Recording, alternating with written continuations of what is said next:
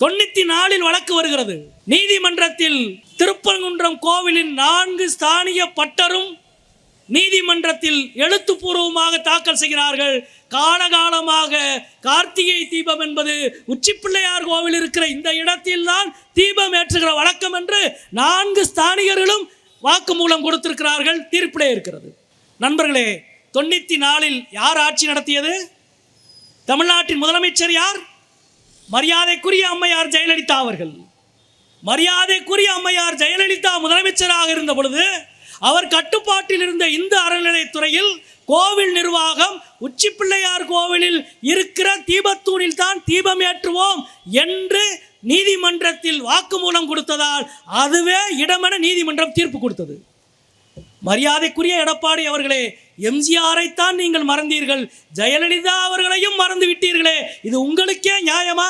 நண்பர்களே, 4 ஸ்தானிகர்கள் கொடுத்த வாக்குமூலம் மட்டுமல்ல, அதைவிட மிக முக்கியமான ஒன்றை நான் சொல்கிறேன். இங்கே அன்றைக்கு திருப்பரங்குன்றம் கோவிலினுடைய அறங்காவலர் குழுவினுடைய தலைவராக இருந்தவர் மதுரையின் போற்றுதலுக்குரிய பெரிய மனிதர் கருமுத்து திரு கண்ணன் அவர்கள் நீதிமன்றத்தில் வாக்குமூலம் கொடுத்திருக்கிறார். காலகாலமாக எங்கள் முன்னோர்கள் உச்சிப்பிள்ளையார் கோவிலில் தான் கார்த்திகை தீபம் ஏற்றினார்கள் என்று கருமுத்து கண்ணன் அவர்கள் கொடுத்திருக்கிற வாக்குமூலம் நீதிமன்ற தீர்ப்பில் இருக்கிறது. கருமுத்து கண்ணனை விட ஆன்மீகத்தில் சிறந்தவரா ராமகோபாலன் அல்லது ராம ரவிக்குமார்? மதுரையில் தென் மாவட்டங்களில் 340 கோவிலுக்கு தன் சொந்த காசு செலவழித்து குடமுழுக்கு நடத்தியவர் கருமுத்து கண்ணன் அவர்கள் என்பதை இந்த நேரத்தில் நான் அடிக்கோடிட்டு காட்ட விரும்புகிறேன்.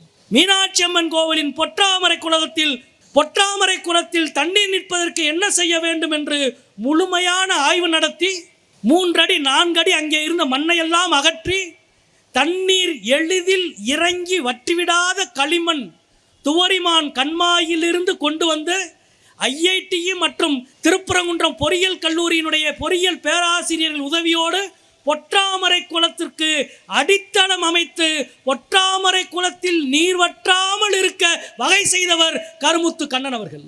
அவர் ஆன்மீகவாதி. அவரை விட சிறந்த ஆன்மீகவாதியா நீங்கள்? பிரசாதத்துக்கு கூட என்னைக்கும் ரேட் ஏற்றினதே கிடையாது. இப்போ அவர் இல்லை, உடனே ஏற்றிட்டாங்க. போன மாதம் 10 ரூபா லட்டு 15 ரூபா ஆகிப்போச்சு. கேட்க வேண்டிய மக்கள் பிரச்சனையை விடாமல் கேட்பது மார்க்சிஸ்டுகள் மட்டும்தான். அது மக்களின் சாப்பாட்டிலிருந்து பக்தர்களுக்கு கொடுக்கிற லட்டு வரைக்கும் விலையை ஏற்றாதே என்று சொல்லுகிற திறனும் தைரியமும் அரசியல் உறுதியும் எங்களுக்கு தான் இருக்கு.